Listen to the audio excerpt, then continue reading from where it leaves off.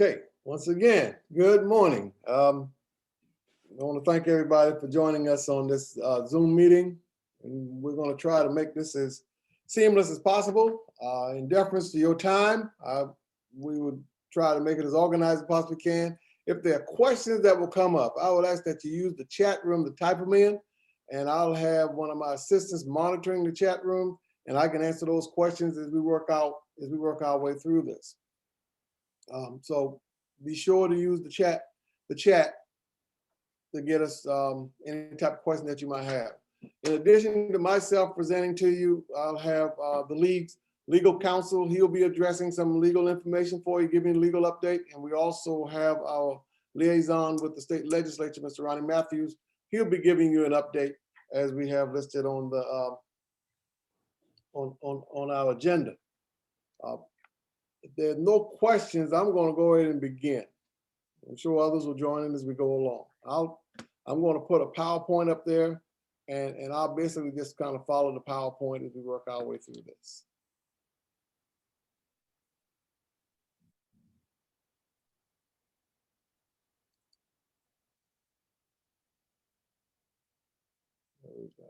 Just a second.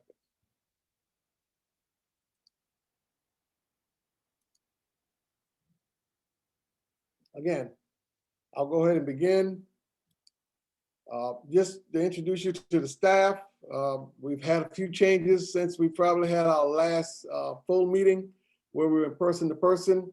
But one of the changes, of course, as I show you the staff, the changes are we list their job duties as we go along. But one major change we had is Mr. Charlie Winsky. He's been with us about 6 years now. He is now the deputy commissioner. In my absence, Mr. Winsky serves as the commissioner of the South Carolina High School League, along with all those other items that are listed under his name.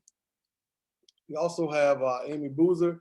She's our associate commissioner, along with Mr. Danny Brooks, who's an associate commissioner. And again, their duties are listed, and you can find this online on our website. The same information that I'm sharing with you right now, you'll be able to find those online. But Ms. Boozer's been with us about 5 years. Mr. Brooks is starting about 3 years with us. Again, Ms. Newman, I know y'all hear from her a lot, but she sponsors our Tuesday news portion, and she sends out information to you every week. I would ask that you continue to look at those things as she brings them forward, because a lot of our communication occurs with her.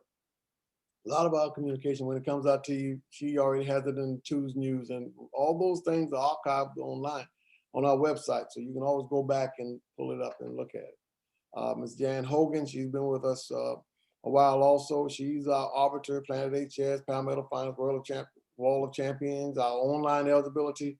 Anything that kind of deals with arbiter or a lot of the online information, you can talk with Jan about it. She'll help, and she also helps to book our football and basketball games. Those are the only two sports that we actually book from this office. All the rest are booked through a local district director. Ms. Drakeford, most correspondence that comes directly from me, I send it to the superintendent, that comes directly from me, it will have her email address on it. So anytime you see one that comes from Ms. Drakeford, I would ask that you please take the opportunity to look at it, because it won't have J Single at SCHSL on it. It will be Cindy at SCHSL.org on it. And those are correspondence that will be coming from me to you. So if you get those, please pay attention to those. And we also have Mr. Keith Warren. He is our director of technology. We just picked up, he started working with us back in December. He's done a fantastic job. I'm telling you, most of the technology communication that we do now has been something that he's helped us to create. We're much more advanced using technology to communicate to our membership now than ever before. And a lot of it is because of him. Actually, this Zoom meeting was set up by him. So Mr. Warren is doing a fantastic job for us. And we have two administrative assistants, Ms. Allison Myers and Ms. Kayla Kinsey, both of them, fantastic job. I mean, Ms. Myers, she's at our front desk. She's the face that you'll see. While we don't have a lot of traffic going in and out of this office now because of the virus, and I'm sure you understand that. But normally when you come in, she would be the first place that you would see. Some of you may remember when we had LaVonda Totley was serving in that position, and some of you could date back as far as when we had Sherry sitting in that position. So Allison is our new administrative assistant, and she'll be at the front desk, and her duties are listed. And again, we got Miss Kayla Kinsey that she just started recently with us back in July. She's an assistant to our deputy commissioner, and she handles with works with officials and all those other things that comes along with him that he would dictate to her that she would need to handle for us. That's our staff.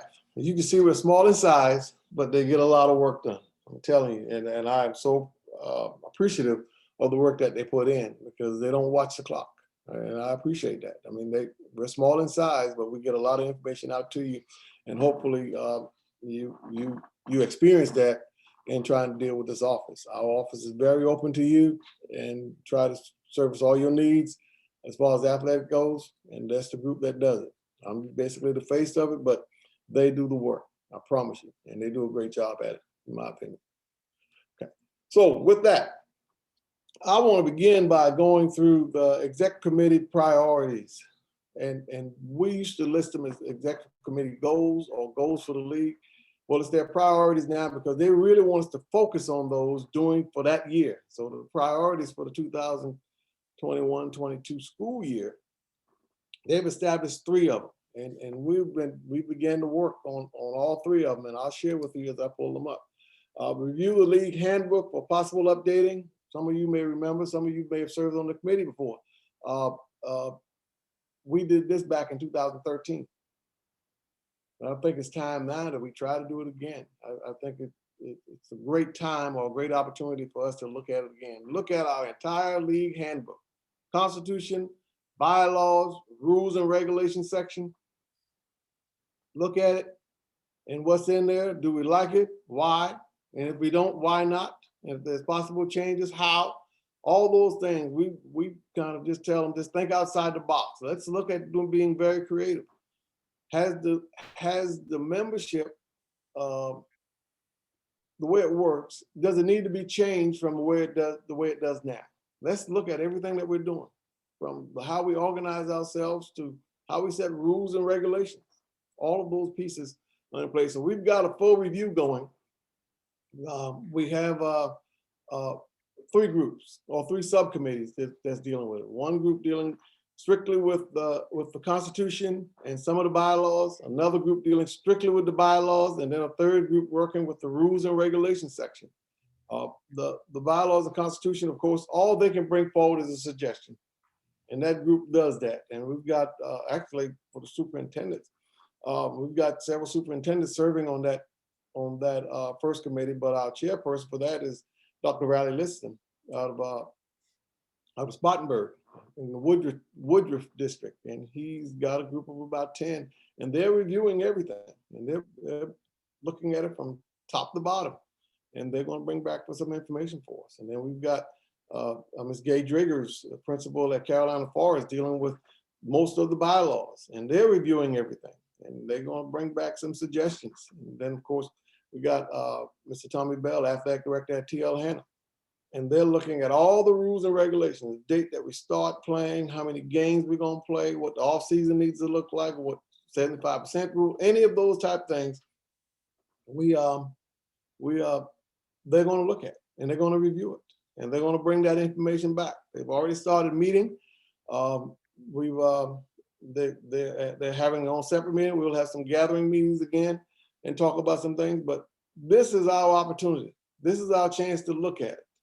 And I believe Dr. Liston's on this Zoom meeting, and he would appreciate any feedback that superintendents can give him as far as those items that he needs to address. He would appreciate any part of that. So again, please take the opportunity to reach out to him, look at the handbook. This is your organization.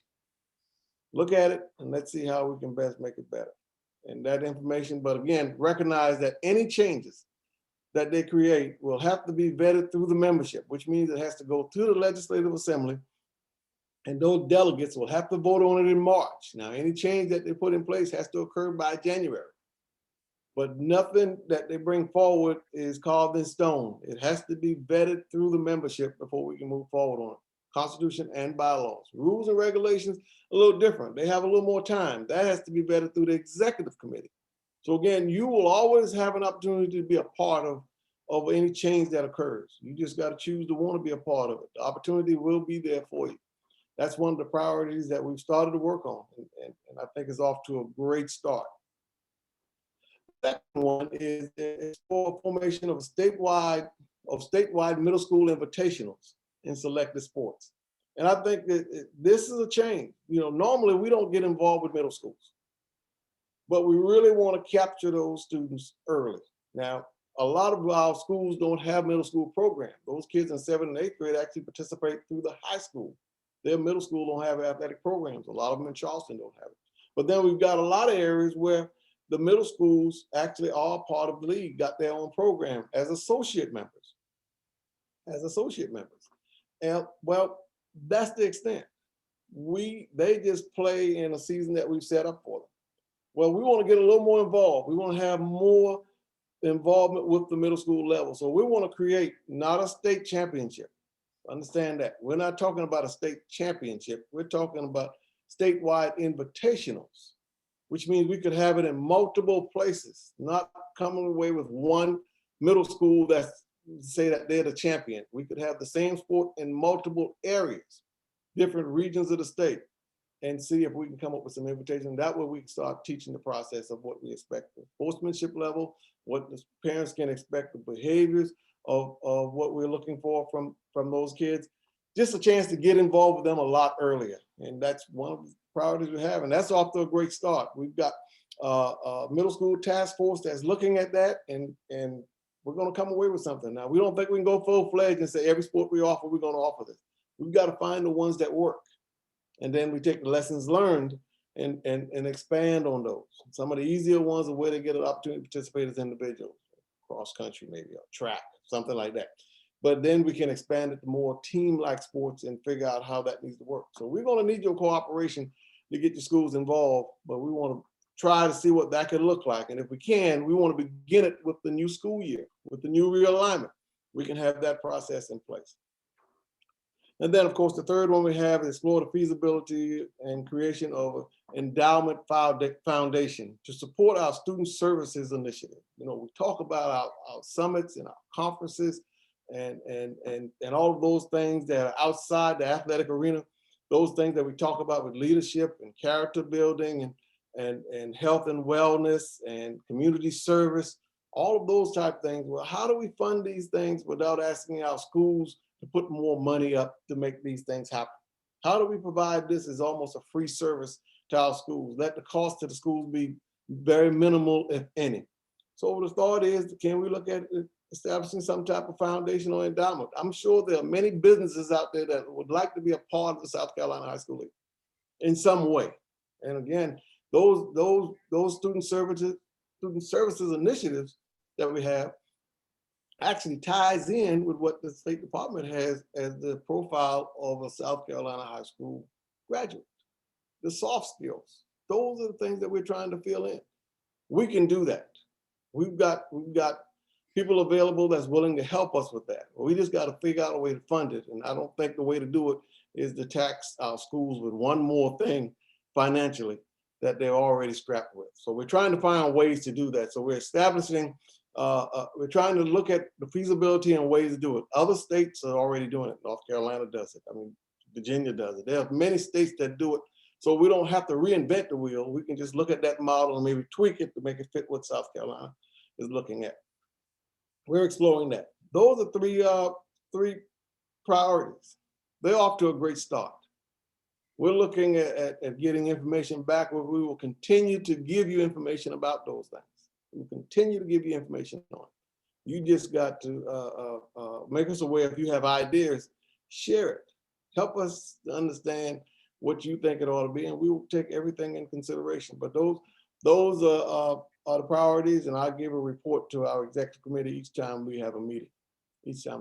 Any questions about any of those priorities? If you do, just type it in the chat, and Ms. Drakeford will verbalize it for me. Anything, Ms. Drakeford? Okay, good. I'll next go in and cover the information that was approved for this year through our Constitution and bylaws. This year was very little changes, not much at all. Actually, it was basically editorials that further explained what the intent of the Constitution or bylaw is. And I won't go deep into it because I shared that information with y'all when it first was changed. But the highlighted areas, we talk about the Constitution and the membership and classification membership and how they are determined. Well, the only thing that we looked at, we needed to add to it multiple factors to include enrollment in grades 9 through 11. We've used multiple factors in the past. We just never stated that we do, because we look at geographics. If we were just going to use the enrollment in grades 9 through 11, that would make it very restrictive.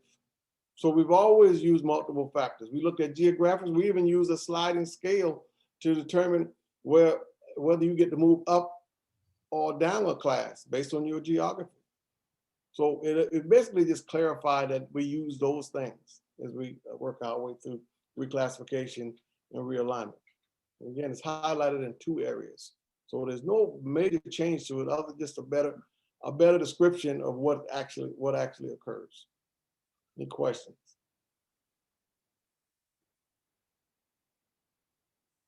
Yeah, and then I'll keep moving. This change, again, basically helps us to clarify what the role of the appellate panel is. And their authority resides with the state legislature in a proviso. It dictates what area of the league Constitution and bylaws that they are entitled to address. They have the authority to address, and they become the final level that gets to address it. So the only change was if it's required by state law proviso, they can hear appeals to any decision that's actually made by the exec committee to include reclassification and realignment. And we've experienced that over the past 2 realignments where they've had the authority to come in and hear appeals to it and make some decisions on it. Any questions on that?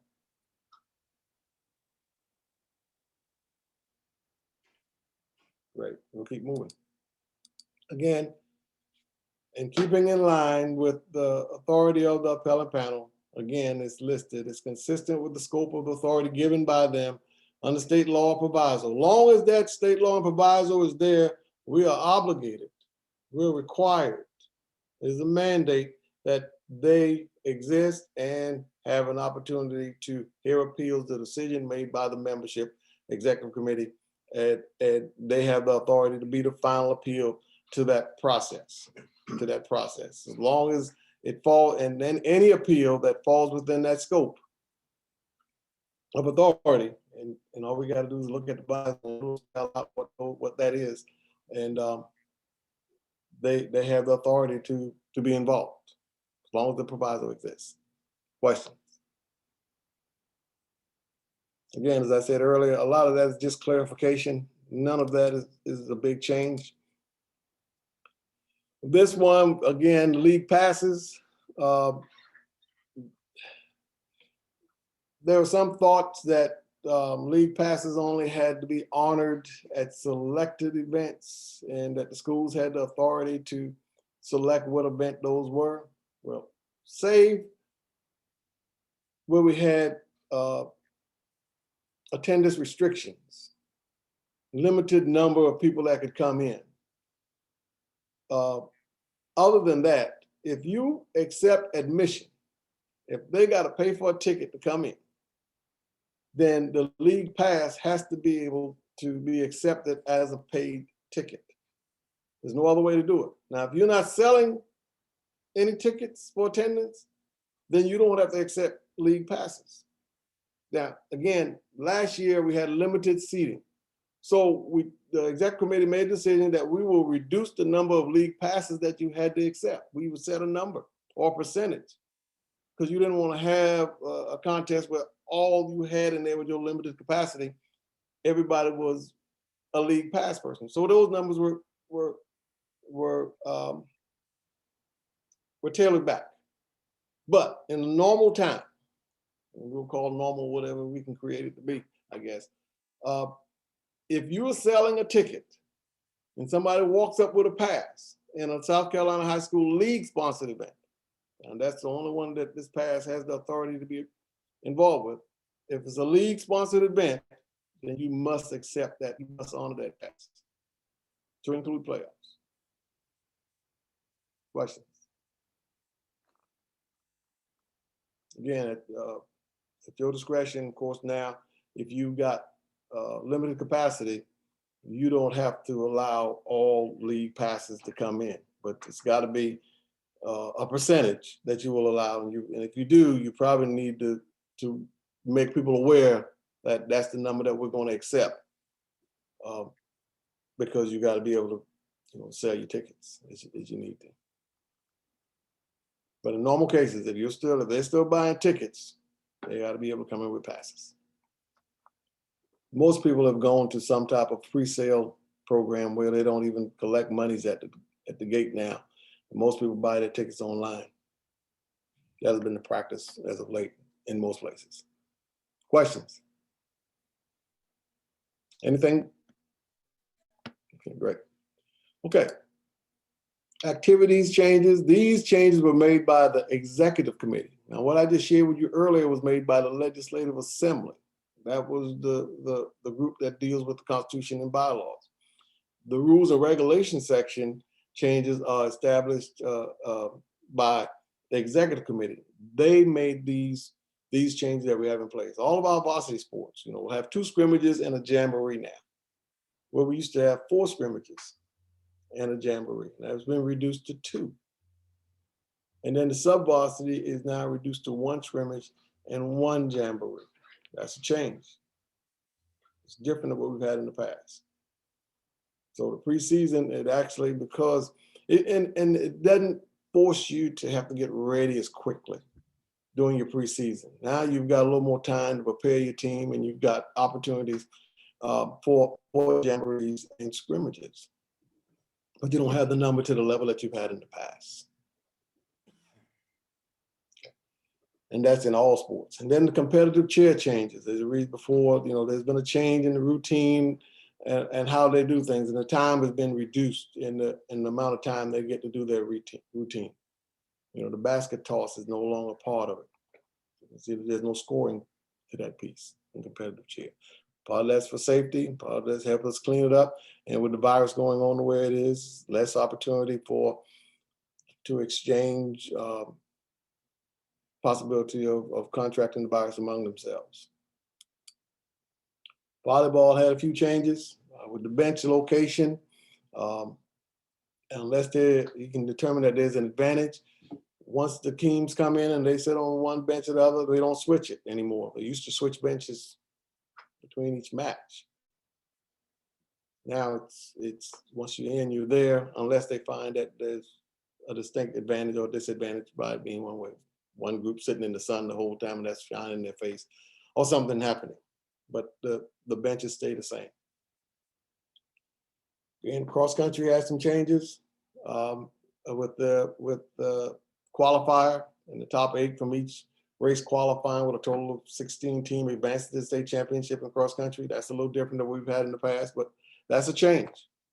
That's something that's what we do differently now than we had in the past. Track and field. In the finals now, they're bringing 16. In the past, we used to just bring 8. Well, there'll be 2 in some of the races. There'll be 2 heats. Well, you all know in the past there was just 1 heat. We just run that race, or if we're doing a field event, there's 2 groups as opposed to the 1 group that we used to have. It used to be 8, and then we score it out. Well, now it's moving. Could be less than 16 if the event has a minimum requirement, of course. Like we've got a minimum required for high jump. We've got a minimum requirement for pole vault. Well, if you don't meet that, clear those heights, then you don't get to go. So if we don't have 16 people that meet those, then it could be less than 16 people that will actually participate in those events. Okay. Baseball and softball, we changed their calendar. We moved the calendar for that. So it's 1 week later than normal with what we've had in the past. Actually, we moved it last year, started and did it a little later than we have in the past. This is kind of a permanent move now until something else changes. Questions? Okay, good. A little bit about a COVID update. Last year, of course, we kind of was very flexible, very fluid, having to make changes on the move. We're hoping that we took some lessons learned from last year and was able to put some things in place this year that will help us to navigate it better than we had in the past. Football was one of our more challenging ones, but if we look at it, if we just think about it, you know, some people, we're all frustrated right now. Not we're all, but there's some frustration now about having to cancel football games that hadn't been played because of the virus and schools choosing not to play. Well, do you realize that last year this time we hadn't played a game yet? Last year this time we have not played a football game yet. The season would have started maybe next week or the week after. So anything that occurs prior to last year this time is a plus from last year. If you were able to get a game, that's a plus from last year. So we got to figure out how we're going to navigate this. So one of the things was how we're going to get teams to the playoffs. You know, again, you still have the right as a school to decide not to play if you choose not to, or you can choose to play. Either way, there is no penalty financially from this league to do that. But if you do decide to play and you want to participate in the playoffs, most of those games are determined through region play to determine who the qualifiers are. So we've asked the school, the regions sit down and figure out a plan of how you're going to determine your region qualifiers. We allow that to be at the local level. In this case, the local level being the region level. Whatever decision you make on how you want to do it, just make us aware. I've always been a proponent that we do it before any names and faces can be attached to it. Let's do it before any games are played within the region so that we know when it comes up, all we got to do is plug it in and no decisions made because this school has this many victories or this school didn't have enough victories or this school did this. Let's do it on the front end and then we live with what it is when it happens. You can never be accused of being subjective if you do it that way. We want to have that right process in writing, and most of them have already sent it to us. But we got some regions that haven't begun region play yet, and they're supposed to take care of that. Some regions that haven't begun region play yet, so they need to get that information to us before it happens. Games that were canceled because of COVID reasons. Again, no financial penalty for the contract will be enforced. In fact, they even stepped up further and says, any game canceled due to COVID will result in a no contest and not be counted as a forfeit. You can't even count it as a forfeit. So again, the regions have to figure out how they're going to get their qualifiers because games not played because of the virus cannot be financially penalized, nor can it count as a forfeit. Once we get to the playoffs, we're going to follow the playoff schedule as it is. We're not going to hold up games or try to reschedule games or any of those type of things because of the virus. Now, we've got some built-in things if we rain out or weather, inclement weather that forces us to not be able to play, we can postpone those. But because of the virus, we're not going to hold it up because we have no idea of knowing when the next group will get the virus. So if we hold it up for one, we may have to hold it up for the next. Until we get to the finals, any contest we've got where there's only 2 schools left that's involved, we will try to work with those 2 schools to figure out how best to play those finals. So if it's scheduled for date X and one of the schools has the virus, we reserve the right to make an adjustment to give that school to work their way through the virus and see if we can play it later. We did that last year in 2 of our sports, so we had to make adjustments. We did it in basketball, actually, and football. Any questions?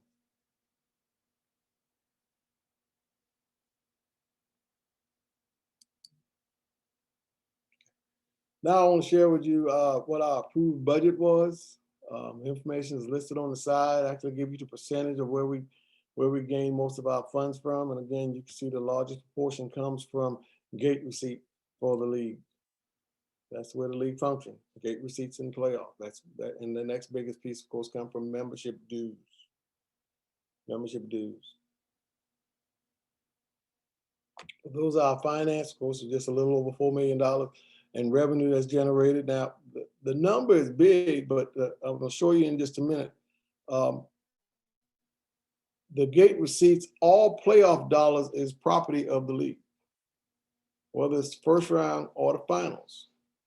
Now, we recognize that decision was made by the executive committee and the membership to not, for the league not to get any portions of the earlier rounds in the playoffs in selected sports. So I'm going to show you on the other side that that $4.3 million includes the monies that goes back to the schools through the playoffs.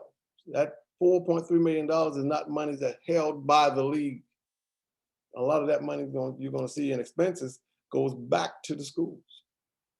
Goes back to the schools. So you can see the sports expenses is the share that goes to the league, and what the cost is to put on these events. Again, so sports expenses is 49%, almost 50% of whatever comes in. We got to pay that money out. We pay that money out, and this time, and it's just a projection. It's a guesstimate at best. Superintendents, you all do budgets. You know that we do a guesstimate at best. There's no guarantee that it's going to reflect the way it does. Most times you can count on the expense being what it is. The income, of course, becomes a little bit more of a challenge because it depends on so many other things. Any questions?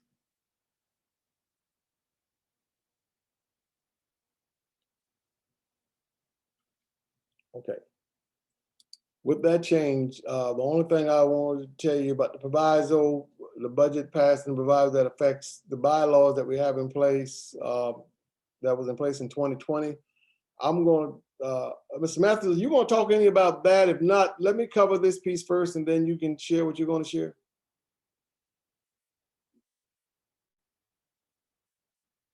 You got to unmute it. You're still muted. There you go. I had my unmuter in here to do it. No, you go ahead and speak to that, Jerome, and I'll cover the others. Okay. And I'm gonna speak to the provisos also. Great. Okay. Not that particular one. So part of the proviso that's in place is that the league made a few constitutional changes last year or the year before, I'm sorry. And then I'm not going to go in great detail with it because we got our legal counsel, Mr. Montgomery, that's going to speak to some of that for us. But just know that those, because a lawsuit was put in place, followed by a proviso to not allow us to use those changes that were in place. We can't enforce those. That can't become part of the Constitution. It said that we had to revert back to whatever rules we had prior to those changes. And our legal counsel will share with us the group that has it held up and what the status is with it. So what it's saying is we can't be, those changes that were made in March of 2020, we're restrained from doing that. So we have to revert back to whatever we had back in January of 2020. And that would have been the change, that would have been what it was prior to the March date. With that, if you don't have any questions on it, I'd ask that you hold your questions first until you hear from Mr. Montgomery, and then we can kind of address the whole thing because it's kind of tied together. Part of it is in a lawsuit. The other part is in the proviso by the state legislators. With that, we'll have Mr. Matthews to share some information, give us an update on some legislative matters, and then we'll take questions. And please use the chat room as you do it. Mr. Matthews? Thanks, Jerome. A lot of interesting changes, and at this point in time, it's great to be flexible as you can be. I can tell you that. Notice a lot of new faces and a lot of new names as superintendents and on the committees, but our goal still remains the same at the high school league, and that's to be sure everyone plays by the same rules and regulations that our membership sets. And I think that's important. Mr. Singleton nor his staff sets these rules and regulations, the membership does. And I think the rules job is to enforce these rules and regulations so everyone is playing by the same rules. Sometimes, unfortunately, other people know better than y'all do, and so that makes it a challenge. To give you a few things that came up last year down at the State House, and they will come back up because neither was passed at that time. One was the private school students playing at the public schools. That came up, actually got out of the Senate and went to the House and kind of just lingered around there, and it wasn't voted on, but it will come back up again. Just to give you an idea, one thing I have learned in the years is people on the House and Senate side, they respond to phone calls. I can remember, and a lot of you have heard, well, I had this many calls for this bill and this many against it, and da. So when something comes up and you feel strongly about it, you as a superintendent and your constituents need to call your representative and your senator, because that's who they listen to. They listen to their constituents. And I tell you, they do count the number of phone calls for and against. So one last year with the private to public school, like I said, made out the Senate, died in the House. It will be coming back up, but it was presented by Senator Young out of Aiken. He received 2, and I will emphasize that, 2 phone calls requesting that be put in as a bill. He didn't get enough phone calls, obviously, to not present it, and it went all the way through the Senate on the recommendation of 2 of his constituents. Now, that shows you what we have to do as far as fighting these battles, because it is tough. But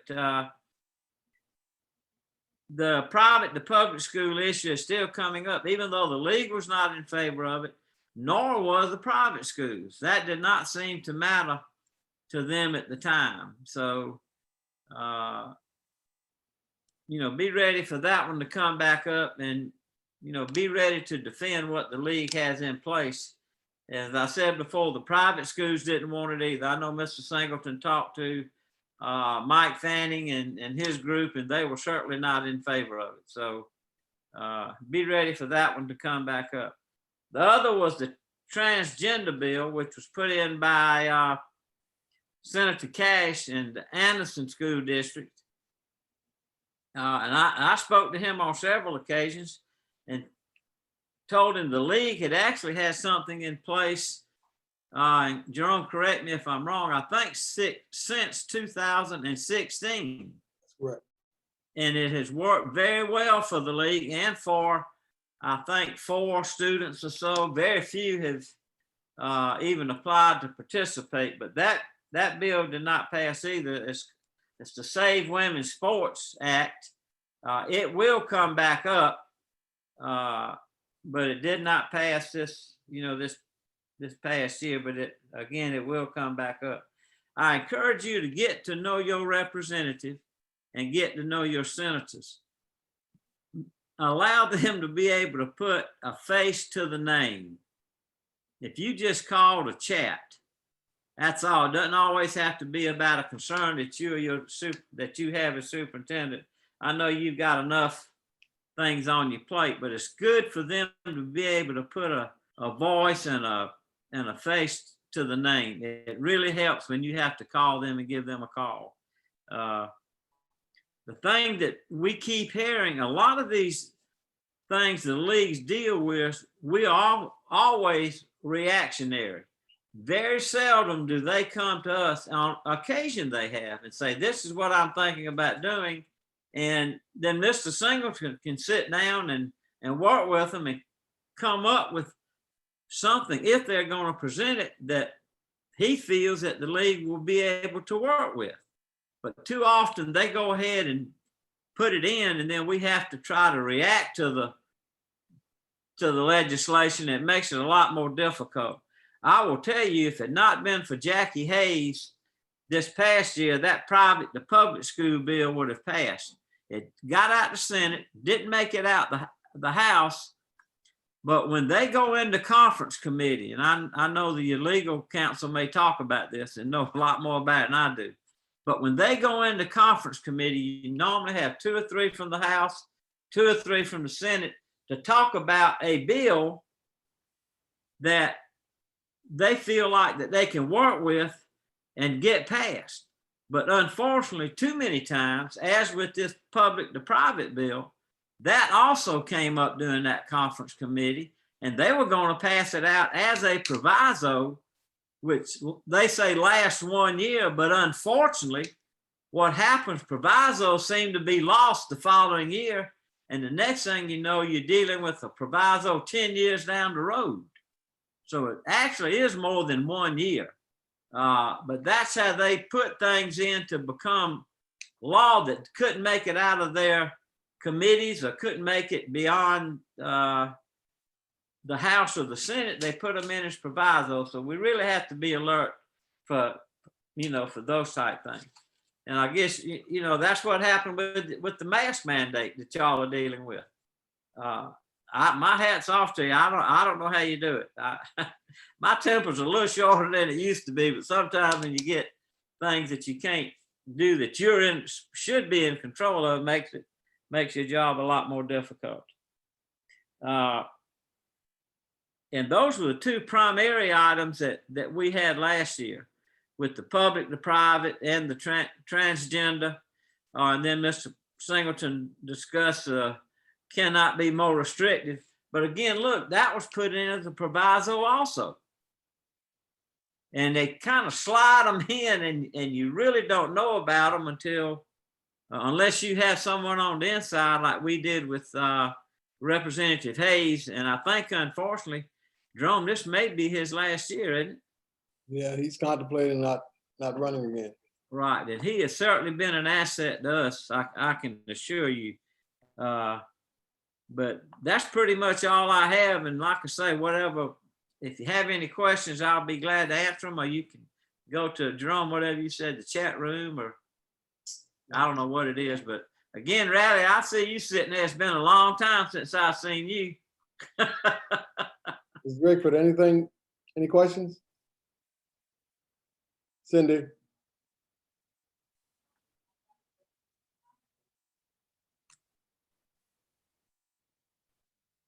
that it? Just a moment. Okay. No, ma'am.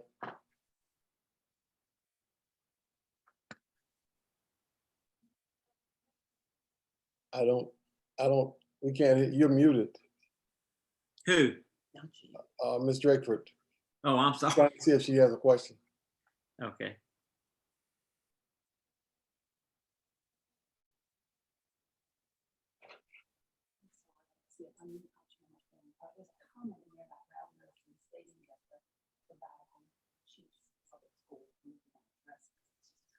Gotcha. Yeah, there was just a comment from one of the superintendents that indicates that the proviso puts the public schools in a compromising position, and it does. It truly does. But that's what we're dealing with. And Mr. Matthews has shared. We've got to talk to our legislators. That's the only way we can help them to move those provisos. And again, when we move on to where we get some legal update, as Mr. Matthews actually said, the proviso, once it's put in, is good for 1 year, but it doesn't disappear unless somebody has to take it out. So it just stays in as part of the budget until somebody asks to have it removed. And that's where our bigger challenges were in dealing with it. But there's no questions. We're going to keep going. Reclassification realignment. This comes up every other year. And again, the biggest piece that anybody gets to play, the exec committee gets to play, is that they determine the number of classifications. And the exec committee determined that it will be 5. And then once they've established what the number of classification is, they're out of the picture. They don't have anything to do with it anymore, unless it comes from an appeal. At the spring conference or at the legislative assembly, the decision was made by the membership to have the league office staff conduct the realignment process, the reclassification process. So again, I go back to the exec committee, where it used to be heavily involved, is no longer involved other than to determine how many classifications we're going to have. And that's 5. That's what it is. Yeah, another change was what we did the last time. We used a 45-day enrollment, 45 average day enrollment. We get that from the State Department. And we also use grades 9 through 11 as opposed to grades 9 through 12 as we had in the past. The one difference we did, and we did it the last time we did realignment, is we now established a guidelines committee, a committee made up of superintendents, principals, athletic directors, and coaches to determine what the guidelines will be. What are the things that we're going to take in consideration to do the process? Remember, we talked about enrollment being one, but in the Constitution and bylaw changes, it provides flexibility to include other factors. Geographics can be one. Is there a sliding scale between numbers? How many schools do we want to put in a class? Does each class need to have the same number of schools? Does each region needs to have the same number of schools to the extent possible? All those things. The guidelines committee will actually look at all those things and create that and give that information to the league staff, and we will conduct the realignment reclassification process based on those guidelines, following those guidelines to the extent that we possibly can. And if we can't, we got to be able to justify why we didn't do exactly as they said. That committee has already been created. They met yesterday for the first time. They've got another meeting scheduled for the 28th of this month. We will get out to everybody, the members of that committee, so that you will have an opportunity to share with them your suggestions on what should be included and why it should be included. We will get that information out to you. Superintendents, we would ask that you contact and share that information with the superintendents on the committee. And currently that is Mr. Randall Gary, or Dr. Randall Gary, and Dr. John Kirby out of Ladder. Those are the 2 representatives from the superintendent's group. Please communicate with them. They look forward to hearing your suggestions on how things need to be done, or whether you like what's there already. And if there's anything that can tweak it, they will look at that. In their meeting yesterday, they don't want to reinvent the wheel if they don't have to. So if you like the process that was used the last time, they'd like to hear that. If you think they need to look at something just a little bit differently, they'd like to hear that. But that's going to be the process. They're going to have an opportunity to meet 4 times, possibly 5. And we're going to begin the process once we get the 45-day enrollment count. And hopefully by mid-December, we're prepared to send something out to the membership that states exactly what school is in what class and what region. And then, of course, in January and February, there'll be opportunities to have that appeal to the executive committee, to the classification executive committee, and also to the appellate panel. All those groups will have an opportunity to hear an appeal to where schools are being placed region-wise and or classification-wise. That's the process that we'll have. Any questions to it?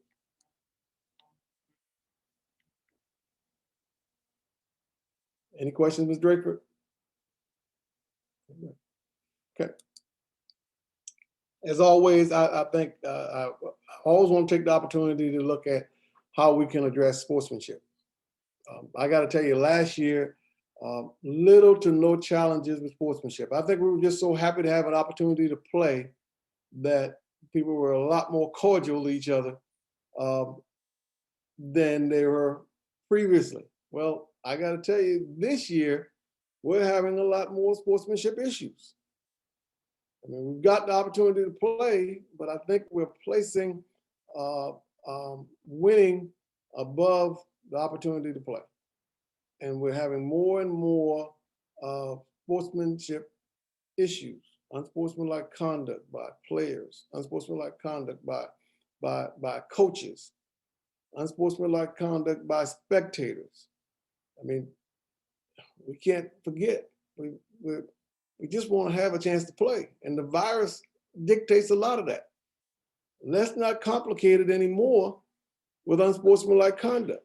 We're missing enough contests. And that's what the penalty is. Most times, if there's an unsportsmanlike action, you miss an opportunity to play in a contest. The virus is already doing a lot of that to us. Let's not complicate it. Let's not add to that. Let's not be part of that conspiracy to miss more contests. So I ask you to make it a point of emphasis. Next time you meet with your school principals and our athletic directors, all the student population, let's keep that in front of us. Let's talk to those spectators. Let's keep that in front of us. Let's take advantage of every opportunity we got available. The virus already hamstrings us and keeps us from doing all that we possibly can do. So sportsmanship stays at the forefront for us. Because we're going to have to address it. That's the one area that we definitely will address with little to no discretion. It is what it is.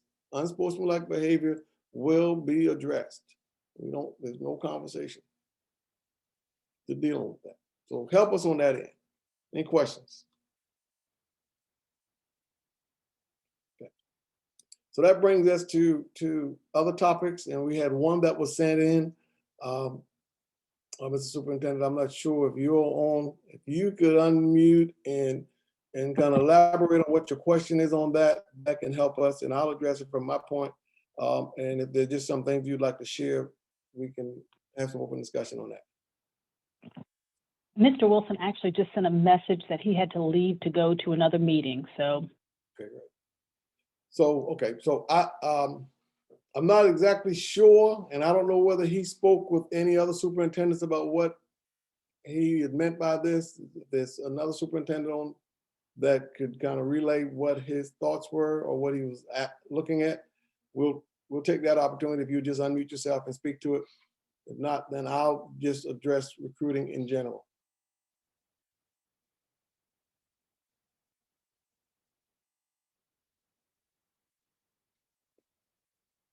Okay, hearing that there's none. I'm not exactly sure what he's referring to, but we know that recruiting is a violation to the league's bylaws and constitution. It's not allowed, and it could be sanctioned, that could be imposed to the school and or the athletes, depending on how it happens. Now, we've got to get a working definition of what we consider to be recruiting. Because I got to tell you, in a lot of cases, the program recruits itself. People come there because they like to be a part of the program. And if they come based on one of the transfers, and that would be transfers, one of the rules or the transfer bylaws that allows it, then it is what it is. But now, if there are people, member schools that have personnel that's actively going out and asking kids to change schools, that's a violation. You've met my staff. I've shared with you who's on the staff. I've got 3 assistant commissioners. That would be the group, and myself. That would be the group that would investigate any possible recruiting. We've got over 200 schools at the high school level, over 200 schools at the middle school level. There's no way we can be everywhere. So the beauty of the high school league and how it's worked over the years is the fact that our schools do a great job of policing themselves and policing each other. So if you've got information of where recruiting is occurring, get that to us. We'll gladly look into it. But let's have a working definition of what it is, because if it's by rule, then it's truly not recruiting in the sense of what we're calling a violation. And it only gets to be among the membership.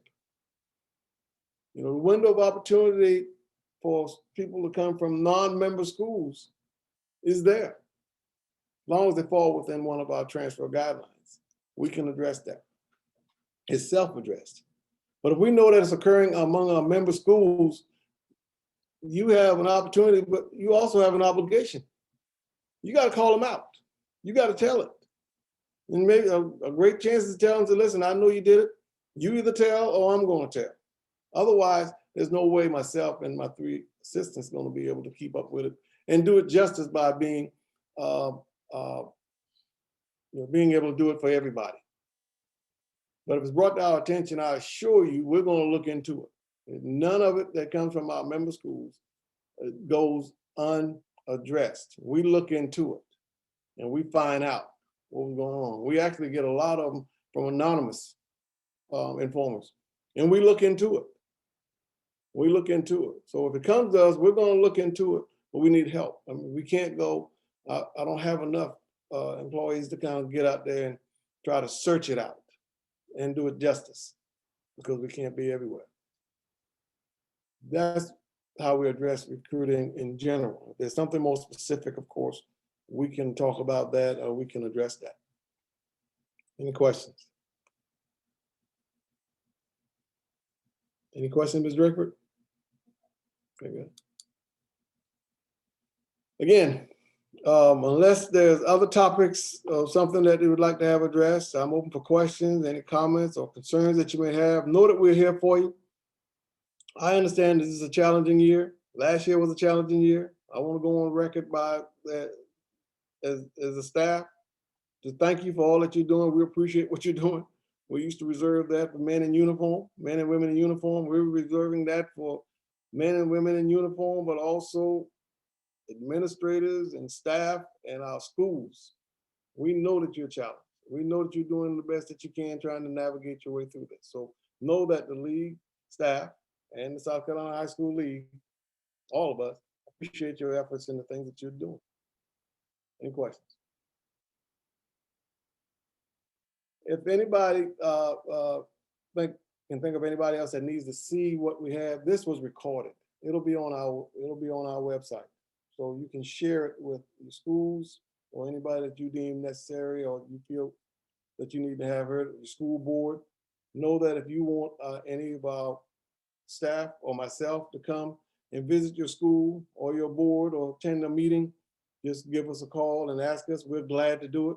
We're here for you, and anything that we can do to help make your job easier, that's what we're here to work for. There are no questions or anything else. That's all that I have. I want to thank you for taking time out. We went a little over an hour, and that's what we anticipated was going to be.